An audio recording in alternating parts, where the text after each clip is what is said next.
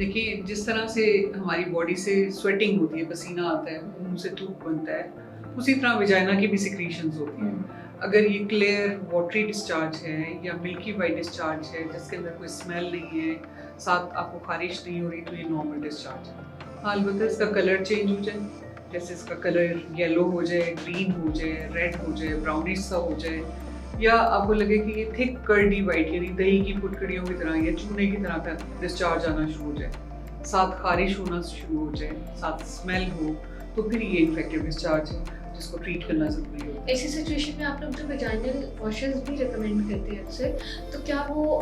खुद भी वो लेकर नॉर्मली यूज़ कर सकता है या आप किसी स्पेसिफिक टेस्ट के बाद वो रिकमेंड करते हैं? देखिए, क्योंकि डिस्चार्जेस डिफरेंट टाइप के होते हैं ना, कुछ इन्फेक्शंस फंगल इन्फेक्शंस होते हैं, कुछ बैक्टीरियल इन्फेक्शंस होते हैं, और बैक्टीरियल इन्फेक्शंस के भी मुख्तलिफ टाइप्स हैं। तो जब भी आपको इन्फेक्शन हो तो आपको चाहिए कि आप किसी